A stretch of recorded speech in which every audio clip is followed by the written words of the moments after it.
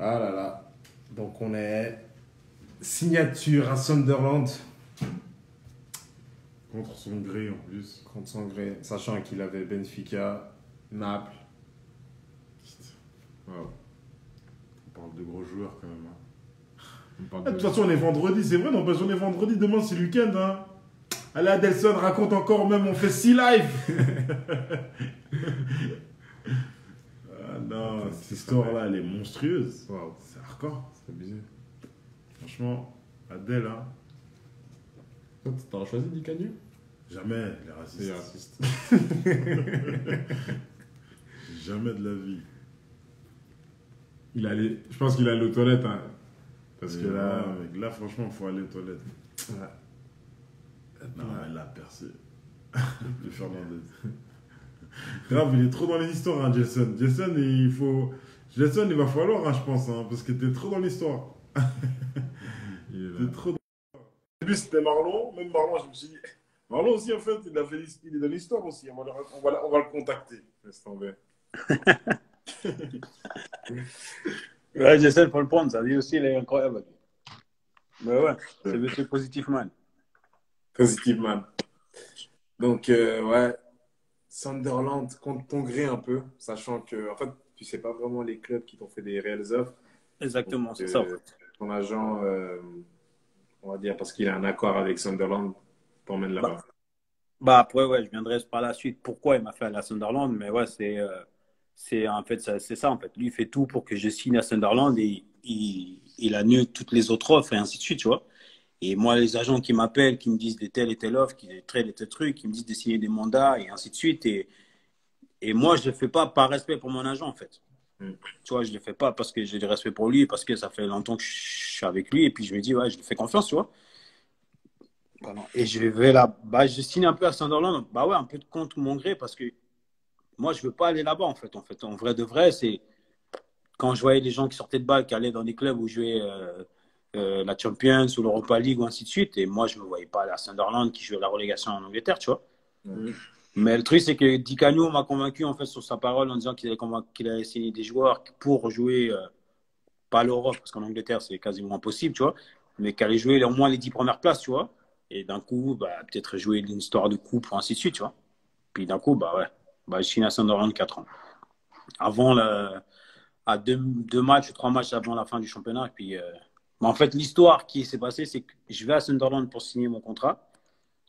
Ouais, ça c'est important à retenir parce que par la suite vous allez comprendre. C'est que je vais à Sunderland pour signer mon contrat, je fais la visite médicale et tout. Et ils me disent qu'il y a un problème dans ma visite médicale. Puis moi je dis, attends, mais comment ça? Puis ils me disent, ouais, il y a un problème dans ta visite médicale et tout, elle n'est pas passée, elle ne sait pas quoi. Alors qu'ils m'avaient fait signer des contrats, tu vois. Puis après, bah, ils annulent. Puis d'un coup, je suis dans l'attente. Une semaine après, ils me disent, ouais, c'est bon et tout. Et d'un coup, ils envoient une autre dame, qui est la directrice du club, ou ainsi que je sais pas quoi, venir à Bâle, me faire signer un nouveau contrat. Puis je dis, mais j'ai déjà signé le contrat, je ne comprends pas. Puis il me dit, ah, mais t'inquiète, le contrat n'était pas passé, et ainsi de suite. Donc pour finir, je signe le contrat, je signe à Bâle, et je signe à Sunderland, pardon, et cette période-là, je ne jouais plus à Bâle, tu vois. Et on joue la finale de la Coupe contre Getse. On perd au penalty. Ouais. Et, euh, et cette période-là, bah, on joue le titre aussi contre Getse, en fait. Ils avaient 2 points de retard sur nous, je crois, un truc comme ça. Et le match d'après, une semaine après, on jouait à Getse pour le titre.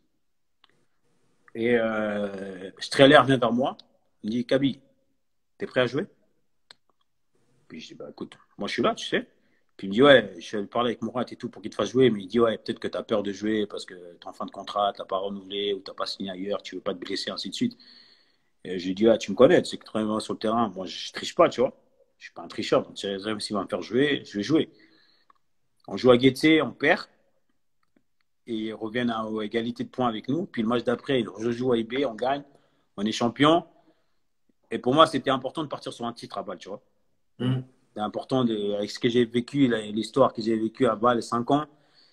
Pour moi, c'était important de partir sur un titre. Et pour moi, c'était le moment de partir parce que j'ai tout vécu à Bâle. Un huitième de finale, un demi-finale d'Europa League. J'avais 5 titres. Donc pour moi, c'était la boucle était bouclée, tu vois. Il fallait que je parte. Et après, ouais, bah, arrive l'épopée Sunderland.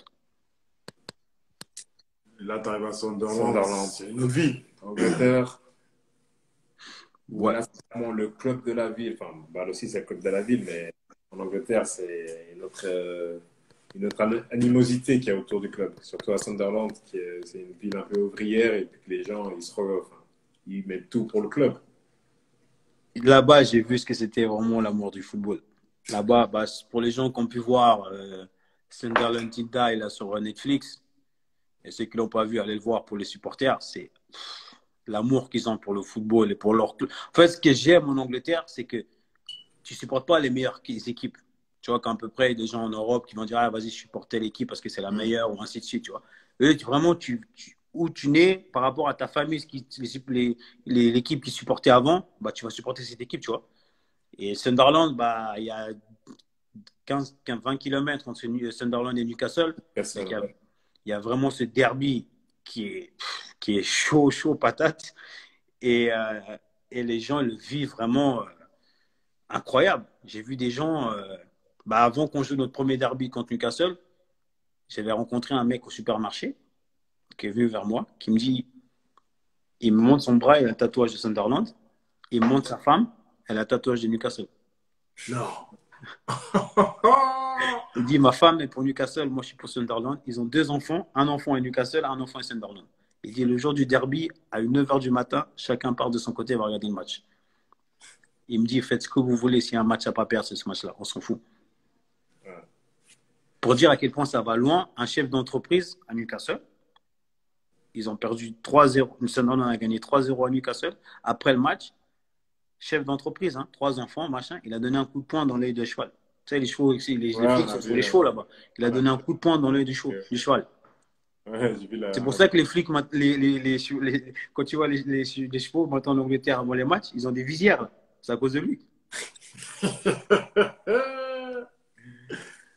Non, nous, bah, quand j'étais à Newcastle, on avait croisé aussi un supporter avec le tatouage sur la poitrine de Sunderland. Ouais, eux, ils vivent vraiment le football là-bas, c'est incroyable. C'est vraiment. Ouais. Moi, j'ai vécu ça aussi à Séville aussi. Bah, Séville aussi, il y a le derby entre Séville et le Betis aussi qui est très très chaud. Mais j'avoue que Sunderland, c'est un autre niveau. Ouais, c'est vraiment un autre niveau. C'est vraiment incroyable. Mais j'avoue que moi, je suis arrivé à Sunderland où j'étais pas pour. Mais quand j'arrive là-bas, je trouve une équipe où déjà ils recrutent des Français. Donc on arrive, on est 3 Français en même temps qui arrivent, 2 défenseurs centrales. Il y a Stéphane Sessegnon, ancien joueur du PSG, qui est là. Ils recrutent Josie Altindor, un attaquant américain. Ils recrutent Jack Irini, un ailier gauche de la Juve. Donc je me dis, ouais, en fait, l'équipe elle commence à ressembler à quelque chose, tu vois. Et on part en stage en Italie. Et là, les gars, j'ai vu l'enfer du football. J'ai fait 3 semaines et demie de stage en Italie. J'ai couru. On a couru, mais comme des malades. Mais comme je te jure que je voulais arrêter le foot. Là, j'étais pas prêt. Tous les jours, on arrive, dis-toi qu'on a fait 3 semaines. Le premier jour, les séries de 1000 mètres, là, on a fait 15 fois 1000 mètres. Mec. Arrête. 15 fois 1000 mètres. Et tous les jours, il enlevait une série. Mardi, on faisait 14, 13, 12, 11, jusqu'à quand on arrivait à 0. On a tout fait. Et là, je te jure, j'étais pas prêt pour ça. Cette préparation-là, j'étais vraiment pas prêt. J'étais au bout de ma vie. J'en pouvais plus. Je dis, mais attends, c'est quel football, ça? On courait comme des malades. 2 ans avant, il y avait des Totti, des Mendes qui disaient arrête de courir comme un lapin. Voilà, exactement. Mais moi, physiquement, je suis bon. Physiquement, j'ai toujours été bon, tu vois. J'ai toujours été dans. Mais là-bas, j'avais l'impression que j'étais un enfant. J'étais pas. C'était une prépa. En plus, on était. Dis-toi, on est parti. Il y a Vérone, on était genre à 20 minutes de Vérone, un peu dans les hauts de Vérone. On était dans un hôtel. C'était un hôtel familial. Il y avait quasiment pas de Wi-Fi. Mais c'était le bout pour moi, c'était la fin du monde, c'était n'importe quoi. Mais après, j'arrive dans un autre monde où tu vois que, bah, même en préparation, bah, je crois, il y avait 2 ou 3 000 spectateurs qui étaient là pour nos matchs amicaux. C'était incroyable. Et après ça, on est rentré, on a fait 2 jours en Angleterre et après on est parti à Hong Kong. Ah ouais, là, c'était vraiment les vrais trucs. Hein. Là, c'est une vraie préparation où tu dis, on part à Hong Kong et on fait le tournoi de la Première Ligue, tournoi à Hong Kong et on joue contre Tottenham City. Énorme. Ouais. Et là, alors, comment se passe l'accueil à Hong Kong quand tu arrives à Hong Kong? Il n'y avait pas le coronavirus à l'époque. Là. Ah, ouais, pas tout ça. Bah, il faisait super chaud, il faisait super humide. Mais en fait, là, je suis arrivé dans un monde de footballeurs. À Bâle, c'était vraiment pro, tu vois. C'était très pro. Les gens, ils aiment le foot. La ville vit pour le club. Mais là, je suis arrivé au-delà des frontières. Tu vois. Dans ma vie, jamais j'aurais cru que j'aurais été joué à Hong Kong. Mais on arrive à l'aéroport et je vois des gens avec mon poster. Tu vois, des gens avec mon poster et tout qui me demandent des autographes. Moi, je me dis, mais comment ils ont des posters de moi? Tu vois, je ne comprends pas, tu vois. Et des gens avec des posters, des cartes, des machins, des autos avec mon nom et tout. Je me dis, je ne savais même pas qu'il y avait ça sur moi, tu vois. Et j'arrive dans un monde où je me dis, waouh, ouais, incroyable. Et là, on arrive à Hong Kong et on est dans un hôtel. Et dans notre hôtel, il y a City et Tottenham. Donc, il y a Touré, Adebayor, David Silva. Tu vois, c'est. Et je me dis, ouais, je suis dans un autre monde. Et puis là, en fait, je ne regrette pas du tout d'avoir signé à Sunderland, en fait. Parce qu'en fait, on a un super groupe avec beaucoup de Français, beaucoup de mélanges. Di Canio, c'est un dictateur. En tant que coach, tu vois, il est très, très strict, très, très. Mais le groupe, il vit super bien, en fait. Tu vois, les nouveaux joueurs, les Anglais, ils s'intégrent bien, ça rigole bien, il y a une bonne ambiance. Euh, Puis arrive à Hong Kong, ouais, ça se passe bien. On fait le tournoi, on joue Tottenham, premier match, on gagne, je marque.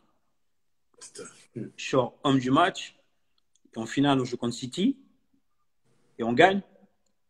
Et je sors homme du tournoi, meilleur joueur du tournoi. Non. Ouais.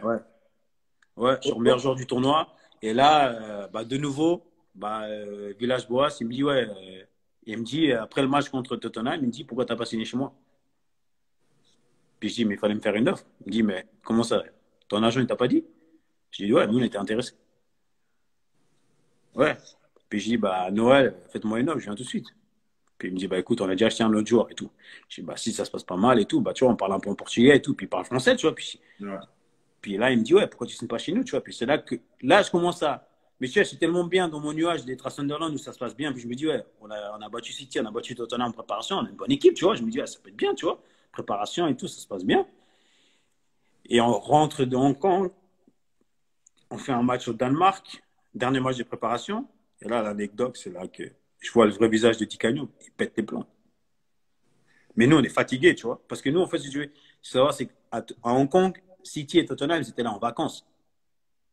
Ils sortaient tous les jours, ils allaient boire des verres, ils se baladaient dans Hong Kong, ils se baladaient en slab, short. Nous, on était training, basket. Et puis en plus, il ne faut pas oublier le décalage horaire. Là-bas, il y a plus 8 heures, je crois, ou 9 heures. Donc nous, on ne dormait pas la nuit, tu vois. Et nous, tous les jours, on faisait des entraînements, deux entraînements par jour. Eux, ils étaient là, ils s'entraînaient une fois par jour, ils s'en foutaient, tu vois. Mais nous, physiquement, on était au top. Moi, en tout cas, physiquement, j'étais au top. Je n'avais jamais autant cavalé en préparation. Physiquement, j'étais au top du top. Et quand on rentre, on fait un match amical en Danemark. Et là, je vois, nous, on est cuit, en fait, avec les voyages, ainsi de suite, machin, fatigue. Et on n'est pas bon, tu vois, la première mi-temps. Et là, Dicano, il pète tes plombs à la mi-temps. Tu vois, les tableaux, là, où tu mets les notes, il écrit les trucs. Il jette ça par terre, il commence à te balancer des trucs, il s'attaque à un joueur, il pète les plombs totalement. C'est quoi, il assumait pas la pression, quoi? Bah, il comprenait pas qu'on jouait aussi mal. Il dit, ah, une semaine du championnat, vous me faites une merde comme ça, ça va. Puis, il comprenait pas qu'on était clés, en fait. Physiquement, on ne pouvait plus, en fait. On avait fait que de voyager sur un mois. On était 3 semaines ici. Après, on est parti à Hong Kong. Décalage horaire, tu rentres, tu fais 2 jours, tu repars au Danemark. On faisait que de voyager. Et puis, physiquement, on était à la ramasse. C'est surtout ça, en fait. Chaud. Ouais. Donc, bah, il y a le match au Danemark et on fait match de championnat. Bah, il se passe bien. Bah, je sais pas si Philippe Sonoros, il est là. On joue contre son équipe, puis là. Là, Ouais, je crois qu'il n'est pas convoqué, lui. Bah, l'anecdote du truc, c'est que c'est Kazami qui marque contre nous, quoi. On perd 1-0. Et ils font un tir au but, je crois. Ce match-là, on est vraiment au-dessus du lot, en fait. On est balade dans tous les sens. Et toi, tu joues ce match, hein? Je joue, je sors homme du match. Ouais. Je joue, je sors homme du match. Le lendemain, on parle que de moi dans la presse. Et je me dis, ouais, c'est parti, là. Je me dis, ouais, là, c'est bon. Là, je suis parti, ça va parler de moi, c'est ainsi de suite, ces trucs, tu vois. Et après, bah, je me fais une fracture de fatigue à la cheville le lundi à l'entraînement, en fait. Et je m'entraîne quasiment pas de la semaine. On joue à Southampton. On fait un partout. Je suis sur le banc. Et Et le match d'après, on joue à Crystal Palace. Je dois jouer. Et, euh, et ça se passe pas. Ça passe pas, tu vois. Ma cheville, elle va pas, tu vois. J'ai mal, de ouf. Et ben, en fait, je suis out pendant 2 mois, en fait. 2 mois et demi, je suis out. En attendant les 2 mois, bah, Di Canio se fait virer. Et il y a un nouveau coach qui débarque. Et là, je suis mort. Ouais, dès le début, il dit qu'il compte pas sur toi. Bah, en fait, Poyet, il débarque. Moi, je reviens de blessure. Et en fait, c'est le coach le plus faux cul que j'ai jamais eu de ma vie.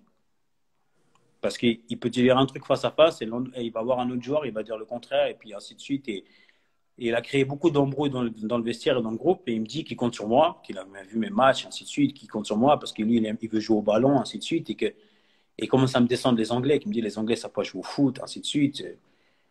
Donc moi, je me dis, ouais, propre. Il me dit, ouais, mais comme tu reviens de blessure, on va jouer 2 matchs avec les 21, ainsi de suite. Et tu vois, je vais jouer 2 matchs avec les 21, ça se passe bien. Et quand je reviens, puis il me dit, ouais, écoute, attends, pour l'instant, puis il me convoque, mais il me fait pas jouer, tu vois. Puis je dis, mais attends, il se passe quoi? C'est quoi le problème? Puis arrive la trêve, après ça arrive le machin, il me convoque toujours pas, je comprends pas. Bah, je laisse venir, je laisse le truc aller. Puis en fait, après, j'arrive vers lui, puis je dis, ouais, il se passe quoi en fait? Puis il me dit, écoute, Cabral, tu sais. Puis il me dit, en fait, le truc, j'ai dit, écoutez, moi, parlez-moi clair, honnête, je comprends, je suis pas con. Dites-moi les trucs. Si vous comptez pas sur moi, dites-moi les trucs, comme ça, moi, je pars, tu vois. Puis il me dit, non, c'est pas que je compte pas sur toi. Mais c'est le problème, c'est que t'es pas venu avec moi. Puis moi, j'ai dit, comment ça? Puis il me dit, bah, le problème, c'est que c'est pas moi qui t'a fait venir ici. Il dit, le football, c'est du business, Cabral. Il dit, écoute, regarde, je t'explique. Là, je vais recruter un joueur dans ta position. Mais il a peut-être pas 10% de tes qualités. Mais ce joueur-là, s'il fait 30 matchs cette année, Moi, je touche 300 000 pounds. Wow, c'est hardcore. Tu vois, tu peux pas rivaliser. Tu vois, quand il me dit ça, je dis, OK, c'est bon, je me casse. Faut que je me barre, tu vois. J'ai compris. Et là, c'est pour ça qu'après, bah, l'offre de Genoa est arrivée en prêt, puis je suis parti à Genoa. Là, bah, du coup, comme ton agent, il t'a fait un sale coup, t'as changé d'agent ou bien c'est comment Non, ben, en fait, je sais pas encore le sale coup, en fait, là. Ok. Je sais pas encore. Là, bah, en fait, après, bah, quand je sors de ce truc avec lui, bah, j'appelle mon agent, je dis, écoute, euh, trouve-moi un truc, il faut que je me barre. Je vais jamais jouer avec lui ici. Et là, je commence à comprendre que le football, c'est que du business, en fait. Puis là, je me dis surtout, bah, et lui, il me dit clair et net, tu vois, en fait, il me dit, il est cash, il me dit, si le joueur il joue, il dit, football en anglais, c'est comme ça, en Angleterre. Il dit, je crois pourquoi que les coachs, ils veulent tous coach et manager général. Parce qu'ils se prennent l'argent dans les poches. Tu vois, il me dit, mais c'est Gustavo Poyet, il a entraîné Bordeaux, là, l'année passée, là. Il est comme ça. Bon, moi, je lui ai dit, moi, vous êtes clair. C'est clair, c'est net, c'est pas de problème, je me casse. Après, il me dit quoi? C'est mieux pour toi. Je dis, ah, vas-y. Et toi, t'avais signé combien de temps? 3 ans? 3 ans. Abusé, quand même. Donc là, après, tu pars à Gênes. Ouais. Gênes, ça se passe comment là-bas? Ah, là, je reviens en enfer. Là, Eh, t'as eu quoi comme club à cette période-là? bah là j'avais Watford, j'avais 2, 3 clubs en Allemagne. Là, j'avais pas mal de trucs, tu vois, en fait, aussi, parce que je sortais fait sur l'année d'avant, puis comme j'étais blessé, j'avais pas beaucoup joué, donc il y avait pas mal de trucs sur moi. Mais en fait, ouais, le truc, c'est que Gênes, le coach, c'était Gasperini, et il me voulait vraiment, tu vois. Donc moi, je suis vraiment allé parce que le coach, il me voulait vraiment. Et cette période-là, bah, après la préparation que j'ai faite et le tournoi à Hong Kong, bah, j'ai le contact avec Michel Pron de l'équipe nationale qui me dit que bah, pour la sélection d'octobre, normalement, tu vas être convoqué, tu vois. Ils ont vu mes matchs et ainsi de suite et tout. Puis à la fin de l'année, il y a la Coupe du Monde, tu vois. C'est que moi, je me dis, faut essayer, tu vois. Il faut être le truc, il faut que je mette toutes mes chances de mon côté, tu vois. Et là, je me dis, bah, vas-y, bah, il y a Gênes, ils jouent en Serie A, ils sont là.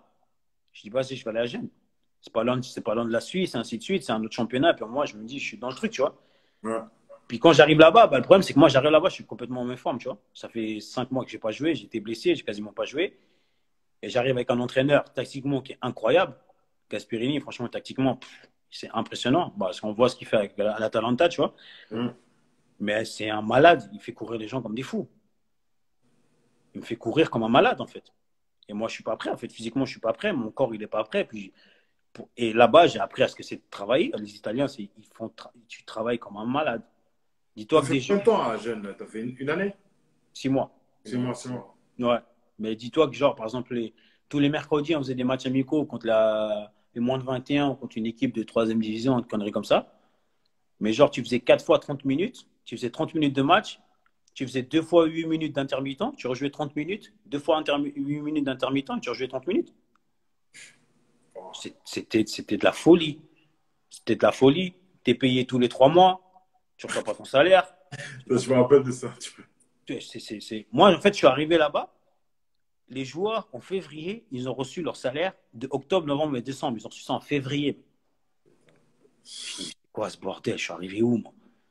Puis il me dit, ouais, et les joueurs, ils me disaient déjà, mais oublie, tu vas pas toucher ton salaire avant le mois de mai, toi. Je dis, mois de mai? Comment ça? Je dis, je viens d'arriver, vous êtes fou, quoi. Il me dit, ouais, mais c'est comme ça. Il dit, les 3 premiers mois, 6 premiers mois, ils donnent les joueurs qui sont là, toi, tu vas toucher après. Puis c'est vrai. Moi, j'ai touché au mois de mai, j'ai touché janvier, février, mars, j'ai touché au mois de mai. Donc, ouais, footballistiquement, ça se passe pas trop, ça se passe pas trop mal parce que physiquement, il me remet d'aplomb. Donc, les 1 premier mois et tout, je m'adapte un peu. Il me parle pas mal, il m'aime bien. Je me remets en scène et puis sur la fin de saison, je suis bien. Fin de saison, je joue les derniers matchs, je crois les 10 derniers matchs, un truc comme ça. Puis je suis bien, physiquement, je suis bien, je suis au top. Ça se passe bien. Et de nouveau, fin de saison, bah, ça se repasse de nouveau bien, tu vois. Dernier match, on joue contre l'AS Rome de nouveau, de Rudy Garcia. Il aime bien mon match, il commence à s'intéresser à moi, il commence à parler un peu, puis il me demande un peu comment ça se passe. Puis moi, bah, à Sunderland, il me reste encore 2 ans de contrat, tu vois. Le problème, c'est que Sunderland demande, je crois, 12 ou 15 millions, 15 millions, tu vois. Et Rome, ils ne veulent pas mettre ça, tu vois. Et après, bah, je demande à mon club je retourne à Sunderland. Fin de mon prêt, parce que Gênes, ils n'ont pas d'argent. Gênes, ils prennent que des joueurs en prêt, ils n'achètent jamais de joueurs. Ouais. Donc, quand tu retournes à Sunderland et tu as envie de partir, je pense, mec, vu que. Ouais, bah, direct. En fait, j'ai envie de me barrer, ça c'est sûr. J'ai pas envie de rester avec le coach et ainsi de suite. Bah, le truc, c'est que je reprends la préparation avec eux, je rentre en Angleterre. On reprend en juillet. Bah là, le truc, c'est que j'ai eu, ouais, je crois, 7 semaines de vacances, un truc comme ça. Et je reprends en préparation avec eux. Et puis là, bah, ouais, ça commence à s'accélérer un peu. Je reçois beaucoup d'offres de prêts, en fait. Pas de transfert, mais de prêts. Je reçois des offres d'Espagne, je reçois des offres d'Italie. Mais le seul problème qu'il y avait, c'est qu'en fait, ces clubs-là, ils ne prenaient pas l'intégrité de mon salaire. Et Sunderland refusait de payer la moitié de mon salaire. Et en fait, je ne comprenais pas le bordel. En fait, je me dis, mais attends, je ne comprends pas. Vous préférez que je reste ici, que de me payer 100%, plutôt que de me prêter et de payer 50%. Je n'arrive pas à comprendre, tu vois, le délire. Et en fait, je ne comprenais pas. En fait. Et tous les clubs qui voulaient, qui faisaient des offres de prêt, mais qui proposaient 50% de mon salaire ou ainsi de suite, Sunderland refusait.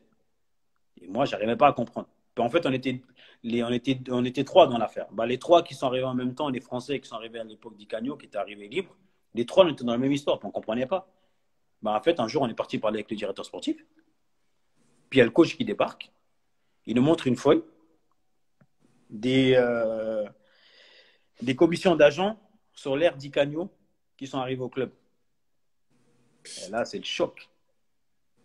Là, c'est le choc total, en fait. C'est là, en fait, que je comprends, en fait, toute l'entourloupe qui tourne autour de Sunderland, pourquoi j'ai signé à Sunderland et pourquoi que le club refuse de prêter et de payer encore 50% de mon salaire, en fait.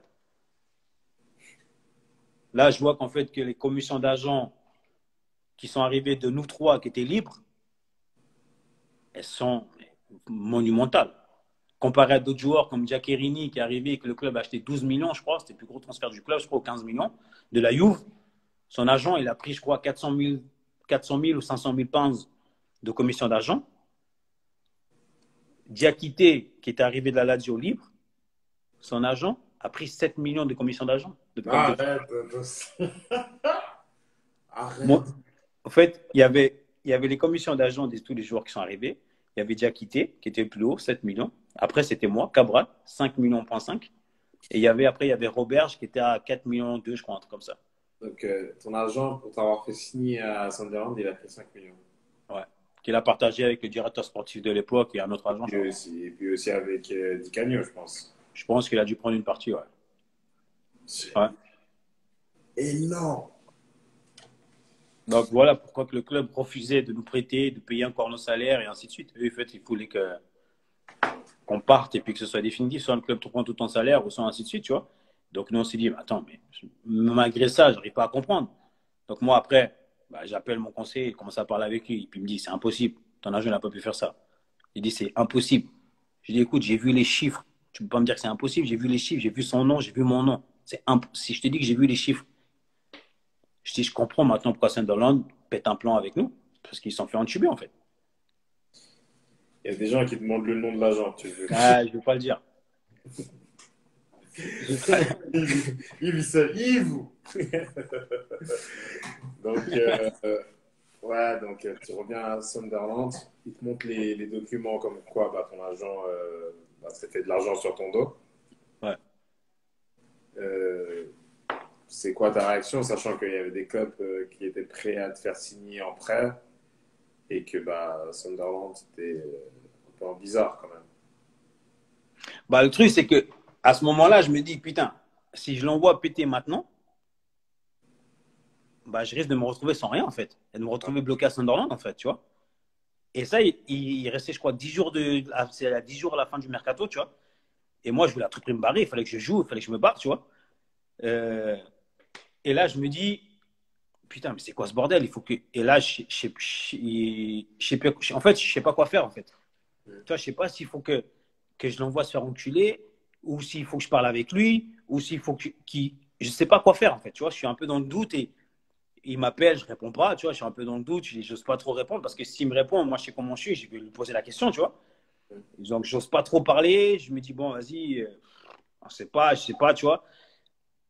Et après, pour finir, bah, je dis, attends, vas-y, je vais attendre la fin du mercato, qu'il me trouve quelque chose, et après, je vais régler mes comptes avec lui, tu vois. Mais je me dis, mais attends, malgré ce qu'il m'a fait, si je trouve un truc maintenant, il va encore se trouver de l'argent sur mon dos, je me dis, ah, c'est pas possible, en fait. Puis en fait, le truc, c'est que je reçois une offre de la Corogne, je reçois une offre de Hambourg, et je dois signer à Hambourg. Et à Hambourg, le directeur sportif, c'est Peter Klebold. C'est celui que je vous disais qui était à l'époque manager général de la formation du Lausanne. Tu vois, de Bâle. À l'époque, quand j'étais à Bâle, que je reçois une offre de Bâle chez les jeunes des moins de 21, c'était lui. Et lui, là, il est passé à Hambourg et il me veut. Donc, moi, je me dis, vas-y, je vais à Hambourg avec lui, tu vois. Et j'allais baisser mon salaire et tout, je m'en foutais, tu vois. J'ai dit, vas-y, je baisse mon salaire, je me barre de Sunderland. Le problème, c'est que quand je vois mon agent qui vient à Sunderland pour qu'on règle le truc, c'est plus fort que moi. Ça m'a bouffé de l'intérieur, en fait. Parce qu'après, je vois, on se met d'accord avec Sunderland pour partir pour le prêt. Et je vais à Hambourg et je vois qu'il va encore toucher de l'argent sur moi, en fait. Et je me dis, non, c'est pas possible. Je me dis, non, c'est pas possible. Et là, j'ai pété les plombs. En fait, là, j'ai embrouillé direct. J'ai commencé à dire, tu vas me dire ce qui s'est passé. Tu m'as bouffé tel argent. Dis-moi où est l'argent et pourquoi tu m'as bouffé ton argent. Explique-moi pourquoi. Et tu vois, en fait, c'est parti dans un délire où c'est parti en couille tellement fort, moi et lui, qu'en fait, le deal, il a capoté, en fait. T'as dit, là, quand même, tu l'as mis bien. Ah là là là là là. Le deal, il a capoté et je me suis retrouvé bloqué à Sunderland. Et là, à Sunderland aussi, il y a aussi une histoire qui se passe un peu en dehors des terrains qui te prend la tête, non? Bah après, cette période-là, je reste 6 mois à Sunderland jusqu'à janvier où je joue pas du tout. Je suis pas convoqué, rien. Poyet, il est toujours là. Il me dit, écoute, le truc, c'est qu'il me dit, tu l'entraînes bien, tu es un bon joueur.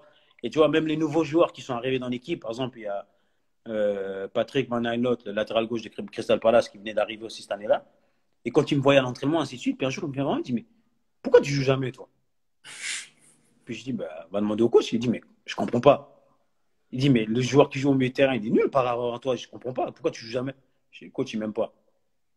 Il me dit, putain, c'est chelou, tu vois. Même les joueurs qui arrivaient, ils ne comprenaient pas pourquoi je jouais pas par rapport à des joueurs qui jouaient dans ma position, tu vois. Bref, après, bah, je reste 6 mois, ça se passe pas bien, je joue jamais. Et je demande d'aller jouer avec les 21. Les 21 en Angleterre, ils jouent tous les lundis.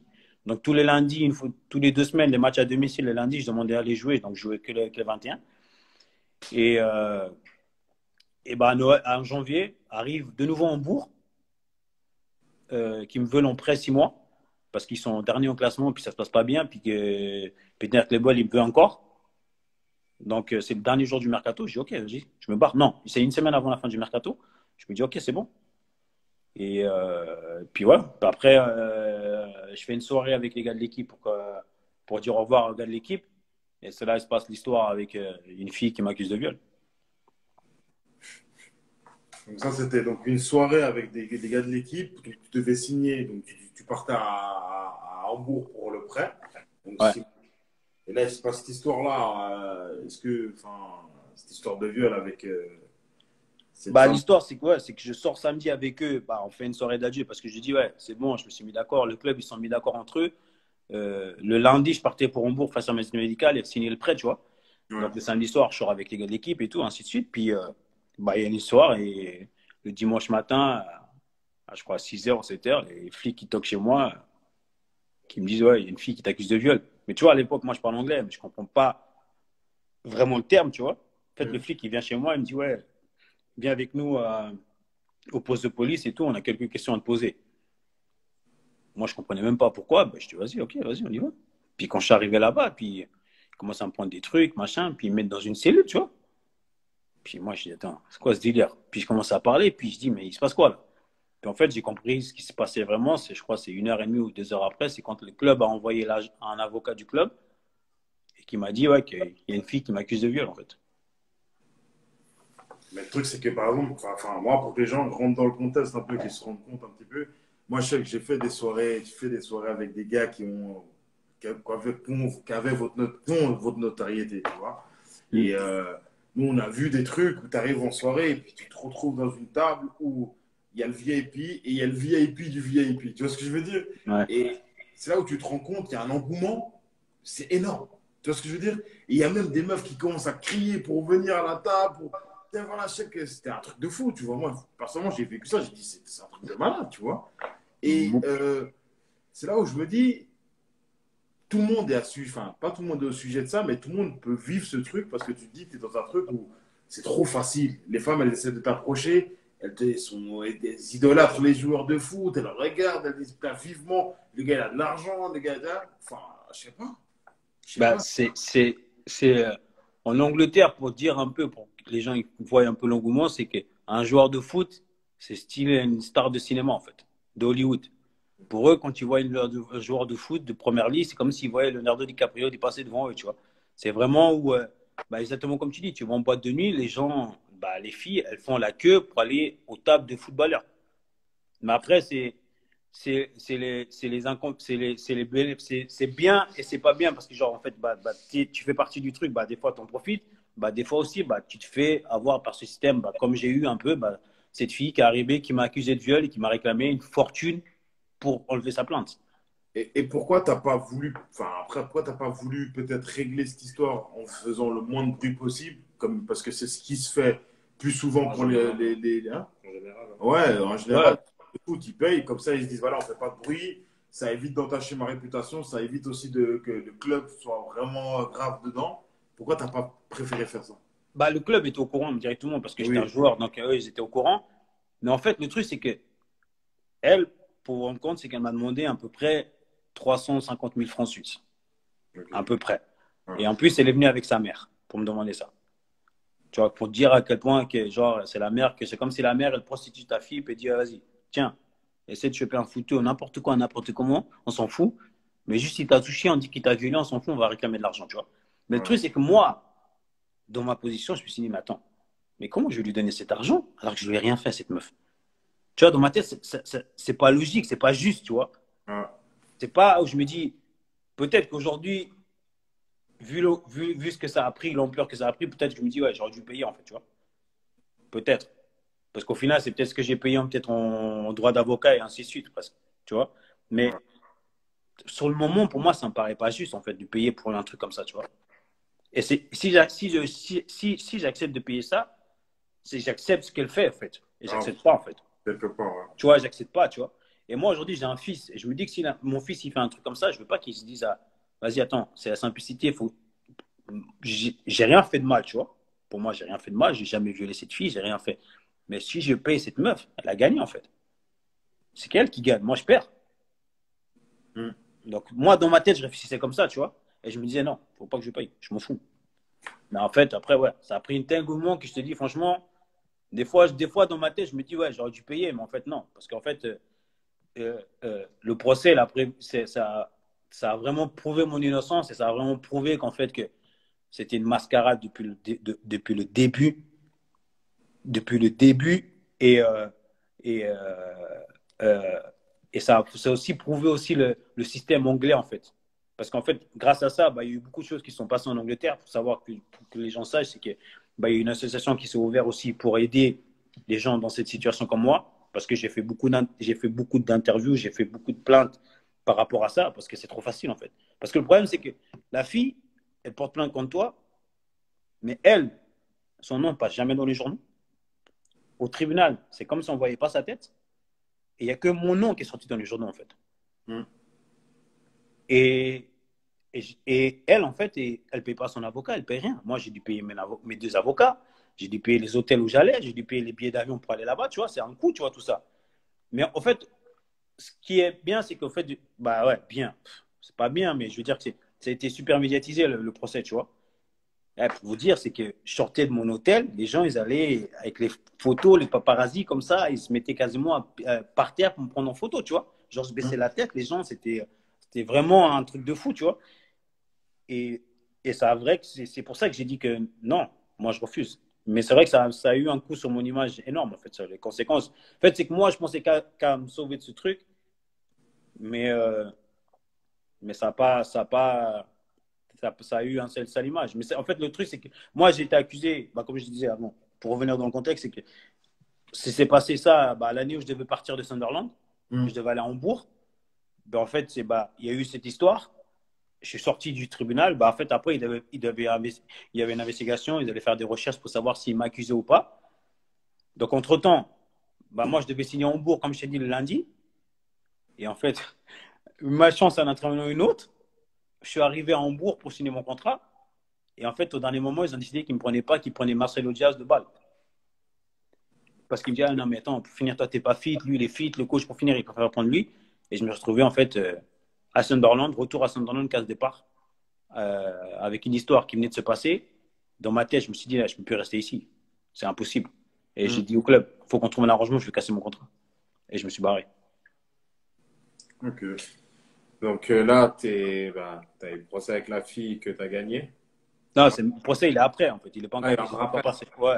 Ah, ok. Là, c'est juste l'accusation et c'est passé ça. Puis le procès, il est après. Donc là, pendant tout ce temps, elle te faisait chanter en disant bah, je retire ma plainte si tu me payes 250 000 francs. Mais est-ce que tu as Ouais. eu le temps de pouvoir, est-ce que tu as eu la possibilité de parler avec elle, vraiment face à face pour lui expliquer vraiment, enfin, je sais pas, parce que. Non, j'ai pas eu. En fait, le truc, c'est que j'ai eu la maman qui est venue avec la fille. Que j'ai pu parler. En fait, j'ai vu que c'est comme si je te disais que c'est comme si, pour moi, comme je l'ai ressenti, et c'est ce qui s'est passé, c'est que la mère, elle prostitue sa fille, en fait. Hmm. Tu vois? Tu vois, c'est comme si aujourd'hui, parce que moi, j'ai un fils, bah, tu as des enfants, tu vois. Moi, pour tout l'or du monde, quelqu'un touche à mon fils, tu peux me donner tout l'or du monde, et rien va réparer ça, tu vois. Et moi, c'est ce que je lui ai demandé. Je lui ai dit, mais attendez. Donc, moi, si vous pensez que j'ai violé votre fille, je vous donne de l'argent, vous oubliez ça. Elle me dit oui. Tu vois? Et je me suis dit, mais je ne vous donnerai pas un franc. Je dis comme ça, je dis, je ne vous donnerai pas un franc parce que moi, je n'ai rien fait à votre fille. Mais Je toi, n'ai rien fait à votre fille. par la suite, bah, il y a eu le procès. Tu as dépensé pas mal d'argent par rapport à ce procès. Ouais. T'as pas mené enfin, t'as pas porté plainte contre Je peux cette pas. famille. Je peux pas. En Angleterre, le système fait que tu ne peux pas porter plainte contre elle pour diffamation ou ainsi de suite. C'est impossible. Et même parce qu'ils ont même abîmé ton image. Ouais, ah ouais, ça va par contre, ouais. Énormément, ouais. Mais Elle fait ça. Mais même avec la FIFA ou un truc comme ça? rien du tout. Le truc, c'est qu'en Angleterre, fait que la Ok. loi fait que la fille, elle est protégée. Son nom, elle n'est pas sorti nulle part. Et que moi, bah là, je suis j'ai fait une plainte à la ville, en fait, à l'État, pour demander des droits et d'intérêts par rapport à mon image, tu vois. Donc, je suis en plein procès avec eux. D'ailleurs, il y a beaucoup de chances que je gagne, tu vois. Mais je vais jamais regagner ce que j'ai mis dedans, en fait. Je vais gagner peut-être une partie ou la moitié, peut-être, ou un truc comme ça. Mais c'est pas sûr. Mais ouais, c'est pour ça que l'Angleterre, tu vois énormément de gens, de footballeurs qui sont escroqués comme ça, c'est ça. Les filles, elles vont, puis elles demandent, elles vont. Puis le problème, c'est qu'il y a des filles, tu les touches même pas, tu ne couches même pas avec elles. Ça se trouve, bah, comme tu as dit, tu es, en soirée, machin, vous faites peut-être une after party, vous êtes 4-5. Et la fille, elle va rentrer, elle va dire que ce mec, il m'a violé, alors que ce mec, il n'a même pas parlé avec elle. Mais lui, il va tellement flipper, par exemple, parce qu'il a une famille ou ainsi de suite, ou parce que son image, il va payer. Il va payer peut-être 10, 15 000, 20 000 pounds, 100 000 pounds, 200 000 pounds. J'ai entendu des histoires des joueurs qui ont payé presque des 1 million. Putain, c'est hardcore. Tu vois, mais ça, c'est un truc qu'on parle pas beaucoup, tu vois. Ça, je dis, On n'en parle jamais. C'est ça le truc, c'est qu'on n'en parle jamais. C'est pour ça que je dis que la société, ouais, bah, la protection, il y a une société qui a été ouverte en Angleterre là-dessus, qui a aidé, qui a un site. C'est un ancien joueur qui a eu à peu près la même histoire, mais lui, il était en prison. Il a été en prison, il a fait 1 an de prison, et après 1 an, il a été innocenté. Et comment tu veux réparer ça à une personne qui Bah, fait... justement, tu ne répares pas. Lui, c'est ce qu'il leur dit. Il a dit ça, vous n'allez jamais réparer le tort que vous m'avez fait. Après 1 an, j'ai fait 1 an de prison, je me suis fait tabasser en prison, ainsi de suite. Vous n'allez jamais réparer ça. Tu vois? Donc, c'est lui qui a ouvert ça. Et puis, en fait, il a contacté un peu beaucoup de gens qui ont eu des histoires comme ça, qui ont été médiatisés, qui ont fait le procès. Puis, il m'a contacté. Et puis, ouais, je fais partie un peu de son organisation. Puis, j'essaie un peu de parler. Et puis, de parler, surtout de voir aussi que c'est aussi le négatif du football, en fait. Ça fait partie, en fait, de ce truc où tu es super médiatisé. Et puis, les gens, ils veulent que profiter de ça, en fait. Et le problème de la notoriété, elle est là, en fait. Ça a des bons côtés, mais ça a aussi des très mauvais. Okay. Bon, donc, on va clôturer cette page. Hein. Ouais, mais il faut en parler. Après, je pense qu'aujourd'hui, c'est. Bah, comme je l'ai dit, moi, je n'en ai jamais parlé avant, en fait. J'ai jamais fait d'interview là-dessus parce qu'on m'a beaucoup de fois demandé et puis j'ai pas voulu en parler, tu vois. Ouais. Mais les gens, il faut qu'ils sachent, c'est que quand tu es accusé de viol, on parle de toi partout dans les journaux. Ta tête, elle est partout. Ma tête, elle était partout. Dis-toi que même en Slovaquie, en Roumanie, il y avait ma tête dans les journaux. Tu vois, pour te dire. Tu vois, c'est. Mais par contre, quand j'ai été innocenté, il n'y a qu'un bout de page à la fin. Tu vois, il n'y a pas un énorme. Les carrés sont comme ça, là. Ouais, exactement. Tu vois, c'est exactement ça. Tu vois, quand tu es innocenté, c'est ça, tu vois. Mais moi, j'ai un fils aujourd'hui. Le problème, c'est pas le problème. Ça fait partie de ma vie, mais je vais devoir l'expliquer, ça, tu vois. Les gens, c'est pas un truc facile, tu vois. Quand tu vas dire à ton fils, écoute, ton père a été accusé de viol, et puis voilà. Il faut que je l'explique pourquoi, comment, puis que j'explique avec les bons mots, tu vois. Mais moi, ouais, j'espère qu'il ne fera pas les mêmes erreurs que moi, puis qu'il fera différent. Ce serait bien. Non, c'est sûr. Donc, ouais, on va revenir à Sunderland. Donc, dans commun accord, tu réussis à casser ton contrat. Ouais. Et bah, par la suite, bah, c'est quoi? C'est Zurich. Ouais, je fais 6 mois sans club en Suisse. Je rentre en Suisse, je fais 6 mois sans club. Mais je fais, en fait, ouais, je fais 6 mois sans club, pas trop, parce que fin mars, je crois, un truc comme ça, je vais à IB faire 2 semaines de tests, parce qu'ils voulaient voir comment j'étais, dans quel état physique, et ainsi de suite, parce que Sanogo venait de se claquer, et ils me voulaient. Donc, je fais 2 semaines, ça se passe bien. Et normalement, je dois signer à Young Boys pour la fin de saison, et avec des options, ainsi de suite. Et bah, pour finir, la Ligue refuse de m'enregistrer, parce qu'ils disent que ça serait pas juste par rapport au club. Donc, ils refusent de me faire signer. Donc, pour finir, bah, ça ne se fait pas avec IB. Et bah, fin de saison, bah, j'attendais qu'IB me fasse une offre. Et en fait, il me disait toujours d'attendre que Sanogo qu'ils vendent Sanogo pour me prendre. Et Zurich arrive avec une offre sur la table de 4 ans, une offre de contrat de 4 ans, ainsi de suite. Et je me dis, bah vas-y, je vais signer à Zurich, tu vois. Et je donne à ma parole à Zurich que je vais signer. Et puis quand je suis dans le train de Lausanne pour aller à Zurich signer mon contrat, il y a le directeur sportif d'IB qui m'appelle, qui me dit, écoute, c'est bon, on a une offre de Sanogo, on le vend. Je t'envoie l'offre aujourd'hui. Et je dis, je suis dans le train pour signer à Zurich. Il me dit, signe pas à Zurich, c'est un club de merde, machin. Et puis il me dit, viens chez nous, on va jouer titre dans les 2 ans, 3 ans, ainsi de suite. Et j'ai dit, écoute, j'ai déjà donné ma parole à Zurich, je peux pas leur faire faux blanc aujourd'hui, tu vois. Mais j'aurais dû l'écouter. Grave, ils ont fini champion après. Même. J'aurais dû l'écouter, ouais, même pas peut-être pour ça, mais pour ce qui s'est passé à Zurich. Pour ce qui s'est passé à Zurich. Parce que franchement, Zurich, c'est le pire club que j'ai fait. C'est vrai? Le pire. Des amateurs de A à Z.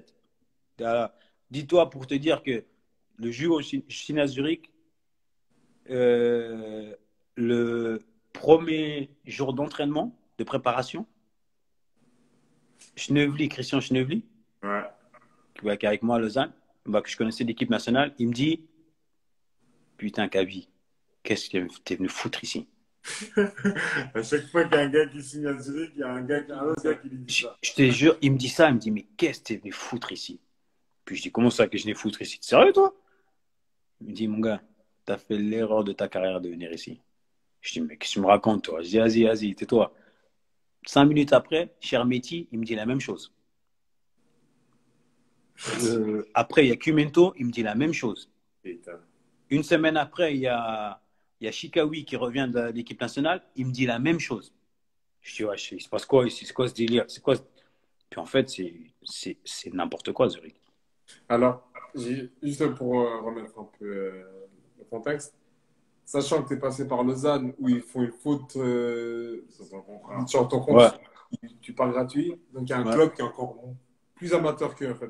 Plus amateur que. Dis-toi que quand je signe à Zurich, mon agent, il me dit, quand tu signes à Zurich, quand tu rentres dans les bureaux, touche le chien et tout, parce qu'ils ont un peu de superstition et tout pour le chien. Là.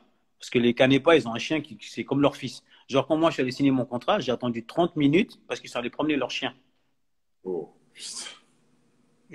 Mais eux, ils ont déjà refusé quelqu'un de signer à Zurich parce que quand il est arrivé, il a eu peur du chien. Le chien, il a aboyé. Ils ont dit, ah, ça, c'est des mauvaises ondes. On ne va pas te signer. C'est des malades. C'est des fous. Fallait même faire ça. C'est des fous. C'est des fous. Le truc, c'est que ce n'est pas des mauvaises personnes, tu vois, les Canépas. Mais c'est des amateurs, en fait. Ils ne connaissent rien en foot. Et eux, ils veulent tout gérer tout seuls. Ils veulent tout faire tout seuls. Ils veulent pas mettre de directeur sportif. Mais je te jure que c'est des fous. C'est eux, les Canépas, c'est des malades. Moi, quand j'ai signé à Zurich, mais je me suis dit, je te jure, sur le papier, je te dis sur le papier ce qu'on avait comme équipe, tu te dis, c'est pas possible. En défense, on avait Alain Neff, Kajserovic, Jim City qui joue à Atalanta. Au milieu de terrain, il y avait moi, Koukeli, Yapi, Oliver Bouffe, Kumento, Schnevely, Kevin Bois, Chermeti, Chikawi. Devant, on avait Etundi, Sadikou, Kavranovic. Sur le papier, on avait la meilleure équipe de Suisse. Mais de loin, mais il n'y avait même pas photo, je te jure. Et de loin, parce qu'en plus, quand je signe là-bas, dans les journaux, ils parlaient que de ça en plus. Ils parlaient que de ça. Ils disaient Zurich, ils ont la meilleure équipe sur le papier de Suisse et tout. Tu vois, le Blick, ils adorent faire des comparaisons. Ouais. À la fin d'année, on est descendu, mon gars. Putain. Mais vous êtes descendu, mais vous avez quand même gagné la coupe dans cette année-là. Vous avez gagné. Ouais. Mais cette année, c'était un bordel, en fait. Tu vois, on arrive, c'était un coach. Après, il y a Chikawi qui fait un bordel parce qu'il veut se barrer. Après, d'un coup, on n'a pas de défenseur central. Notre coach, il fait 3 semaines, 3 matchs, il se fait virer. Et d'un coup, c'est son assistant qui prend l'équipe pendant 1 mois et demi. Et d'un coup, ils prennent un coach. On est en plein milieu de la saison, hein, on n'est pas bien. Ils prennent un coach, un Finlandais, Sami Pierre, qui connaît rien au football suisse, qui connaît aucun joueur. Et le mec, il nous dit quoi? Ouais, pendant 2 mois, je vais tester tous les joueurs on rend leur chance. On lui dit, mais là, c'est pas le moment de faire des tests, mon gars. Là, on n'est pas bien au classement. Là, on a gagné des matchs, tu vois. Et le gars, il dit, non, tous les jours, on va faire des tests, on va tester tous les joueurs. Il arrive avec un nouveau programme, un nouveau système, ainsi de suite. Et on joue un match à Lucerne. Et lui, il a joué, le coach à Lucerne, c'était Babel, un joueur avec qui il a joué à Liverpool. Et il lui dit, ouais, en Suisse, t'inquiète pas, les joueurs suisses, leur problème, c'est que physiquement, ils sont pas bons. Je te dis, c'est le malheur pour nous qu'il a dit ça. Mon gars, à partir de ce jour-là qu'il a dit ça, on a couru tout le temps. Mais quand je dis tout le temps, et chaque semaine, je ne sais même pas si Kevin Bois ou les autres, ils sont là qui pourront confirmer, chaque semaine, on devait courir minimum 10 km un mardi après-midi ou mercredi après-midi sur le goudron. Putain. Mais tu te rends même pas. Et lui, il courait plus que nous même. Tu vois, il courait, c'était facile pour lui. Genre, tous les mardis après-midi ou mercredi après-midi, on devait prendre nos polars, nos montres et machin. On devait courir 10 km sur le goudron. D'un coup, tout le monde a commencé à avoir des tendinites au talon, les tendons d'Achille qui ont enflé. Mais mon gars, c'est juste. Regarde, par exemple, pour donner un exemple à quel point c'est amateur, Zurich. Quand tu signes dans un club, tu vas à l'hôtel. Tu vois, tu arrives dans un hôtel. Et si tu arrives dans un club que tu ne connais pas, dans un pays ou dans une ville que tu ne connais pas, bah, ils envoient des gens pour te chercher, pour te ramener à l'entraînement, tu vois. Zurich, ils te mettent dans un hôtel. C'est même pas un hôtel. C'est genre je ne sais même pas t'expliquer. C'est une maison où il y a un restaurant en bas. Il n'y a pas de réception, il n'y a rien. Il y a 2-3 chambres en haut et ils te mettent là-bas.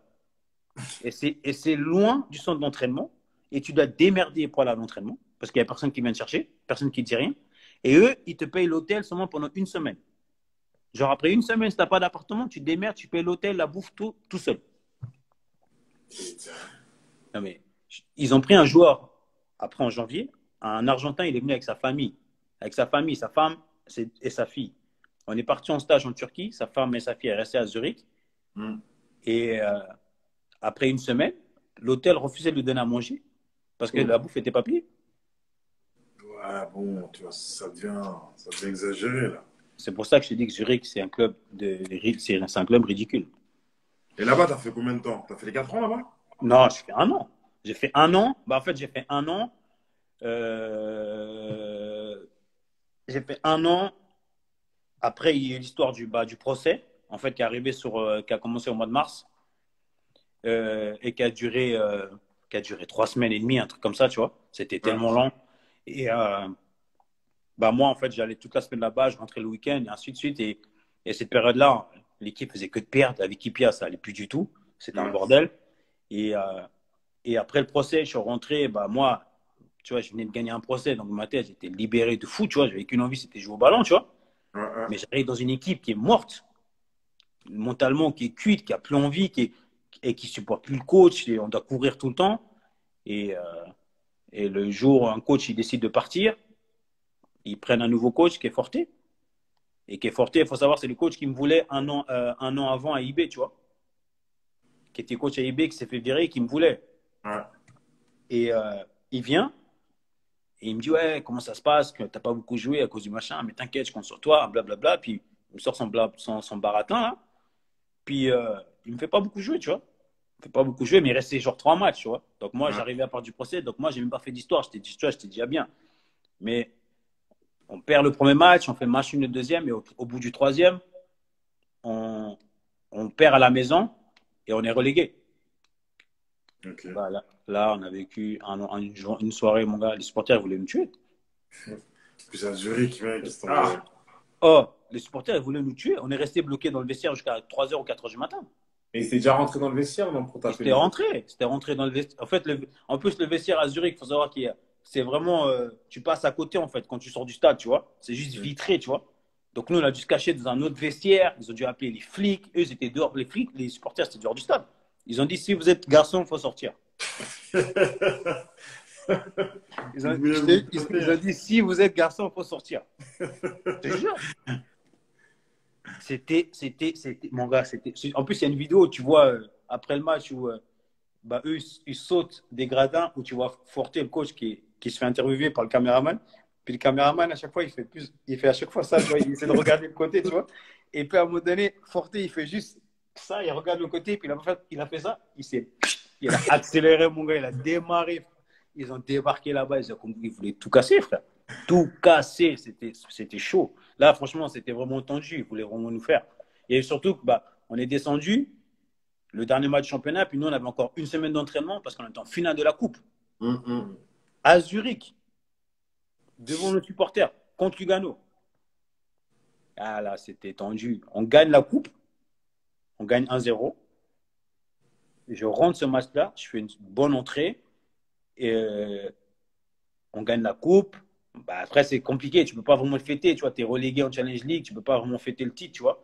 Et là, on se dit, bah, qu'est-ce qui va se passer l'année prochaine, tu vois? C'est chaud. Forté va rester ou pas. Et le président nous oblige à aller en ville, quand même, montrer le titre à des supporters. Même quand on a reçu le titre, à un moment donné, les 2 capitaines sont allés vers eux, vers le sud Corvée, là, pour présenter le titre. Ils nous ont mis des doigts d'honneur, ils ont dit dégagés. Ils tapaient des supporters qui étaient à côté d'eux dans le stade, des vieux, des familles qui étaient contents pour nous parce qu'on avait quand même gagné la coupe. Eux, ils sautaient des grillages, ils allaient les taper parce qu'ils nous applaudissaient. Même en ville, ils sont rentrés, les peu de gens qui étaient là, ils sont arrivés, ils les ont tapés, ils ont dit dégagez, ils ne méritent pas d'applaudissements. Ils ont coulé le club. C'était chaud. C'était tendu cette année-là. C'était tendu. Donc là, après, ça finit saison, etc. Donc tu gagnes ton sixième titre encore. C'est ça. 6e titre. Et genre là, bah, comme toi, tu casses ton contrat avec Zurich. Non, je gagne mon 9e titre, là. C'est mon dernier titre là, que j'ai gagné. 9e? Ouais. Ouais, 9e. Ouais. Oh, 9e. Hein. C'est ma 4e coupe. 9e. Ouais. Et bah non, après, bah, on recommence en Challenge League. On revient pour jouer en Challenge League. Bah, on ne sait pas trop ce qui va se passer, en fait, tu vois. On est là, on se dit, bah, on a un effectif de Super League, on a des salaires de Super League, qu'est-ce qui va se passer? Qu'est-ce qu'ils vont faire en place? Le président, il a juré de mettre un directeur sportif pour pouvoir gérer le club. Mais en fait, le directeur sportif qu'il a mis, c'est un charlot qui était chez les juniors, qu'il a mis juste pour pouvoir l'utiliser. C'est une marionnette. Donc, c'est le président qui gérait tout. Et en fait, ce qui se passe, c'est que bah, on a des salaires de Super League et ils décident ils veulent proposer aux joueurs de baisser tous les salaires de 15%, tu vois. Donc, ils demandent à tout le monde de baisser, s'ils sont d'accord de baisser les salaires de 15%. Et, bah, moi, j'avais le plus gros salaire du club, tu vois. J'arrivais d'Angleterre, ainsi de suite, j'avais le plus gros salaire du club. Et ils demandent à tout le monde de baisser 15%. Moi, ils me demandent 30%. Tu vois. Il me dit, euh, il me dit 30%. Et il me demande, ouais, ce qui s'est passé, ainsi de suite, tu vois. Moi, dans la formule, j'étais tellement content avec ce qui s'était passé que je me suis dit, vas-y, moi, je m'en fous, je vais juste taper le ballon. Donc, moi, mais Ouais. le problème, c'est qu'en fait, c'était une décision d'équipe. Tu vois, c'est qu'après, on s'est réunis toute l'équipe, puis on a voté ce qui était contre et qui était pour. Et l'équipe a voté contre. Donc, tout le monde a été contre. Donc, c'est dit, non, bah, on refuse. OK, on refuse. On reprend la préparation, on fait une semaine. Euh, et je dis, vas-y, c'est bien. Moi, je suis bien, tu vois, je suis en pleine forme. Pendant les vacances, j'ai fait que de m'entraîner parce que j'avais envie de taper le ballon. J'étais là, j'étais chaud patate, tu vois, et ça se passe bien. Et d'un coup, l'équipe, elle part en stage et Forte me convoque dans son bureau. Puis il me dit, écoute, Kaby, je sens que tu as peu très envie, tu n'es pas très motivé. Puis moi, je le regarde, je dis, quoi? Puis il me dit, ouais, écoute, je sais pas si je vais te prendre, je vais pas te prendre au stage, mais il faut que j'essaye d'autres joueurs et tout. Toi, je te connais par cœur. Puis je dis mais qu'est-ce que vous me racontez? Je dis, moi, je suis là, je suis en pleine forme. Ce qui s'est passé, j'ai qu'une envie, c'est de jouer au foot. Moi, je m'en fous, moi, de ce que vous me dites. Je dis, je suis motivé. Je crois que je l'ai montré. Dans les tests physiques, j'étais un des meilleurs, ainsi de suite. Je suis bien là. Il dit, ah non, mais écoute, je sais pas, il faut que je réfléchisse. Puis moi, je lui dis, écoutez, arrêtez de parler chinois, parlez-moi clair. Vous comptez pas sur moi, vous comptez sur moi. Ça ne sert à rien de me tourner en rond, là. Je sais pas ce que vous me racontez, là. Puis il me dit, non, mais écoute, c'est pas ça, c'est que je compte sur toi, mais tu vois, pour l'instant, il y a Yapi, il y a Koukeli, il y a Sangoné Sarr, tu vois, mais ça fait beaucoup. Je dis, mais alors, ça veut dire quoi, ça? Je dis, moi, je veux juste savoir ce que vous. Il dit, ouais, mais ce serait peut-être mieux pour toi de partir. Je dis, mais attendez, vous comptez sur moi, vous comptez pas sur moi, dites-moi les choses clairement, clairement, arrêtez de tourner autour du pot, tu vois. Puis moi, j'ai commencé à lui mettre un peu la pression. Puis je crois qu'il a pas aimé, tu vois. Puis il dit non, mais c'est pas ça, calme, Kaby, calme. Puis je dis non, il n'y a pas de calme. Vous êtes là en train de me parler comme si vous mettez la faute sur moi que je ne suis pas motivé, alors que ça n'a rien à voir. En fait, il ne me convoque pas. Il ne me convoque pas pour le stage. Bah, comme il a dit Kylian, je pense, dans son stage, tu vois, on est resté bah, un peu tous ceux qui parlaient français, Kylian, Boua, et Tundi, moi et Dominguez. On est resté à s'entraîner au centre d'entraînement, au centre de l'Académie des jeunes, sur un terrain de baseball. Oh, à côté du terrain de féminine, là. Exactement. On s'entraînait là-bas. Une fois sur deux, on avait un vestiaire. On n'avait peut-être pas de vestiaire, on n'avait pas accès au ballon, au matériel. Et le préparateur physique qui était avec nous l'année passée, qu'ils avaient viré parce qu'ils avaient pris un nouveau, il s'entraînait avec nous parce qu'il était sous contrat. Et on faisait des tennis-ballons, on faisait 2-3 longées, puis on rentrait chez nous, quoi. Ouais. Adé, Encore, ouais. On rentre encore, pas trop, là. encore, on coupe et on revient. Lâchez pas. C'est bientôt fini, mec. C'est la dernière. Ça, c'est des vraies histoires. C'est la dernière. Lui aussi. Quelle histoire!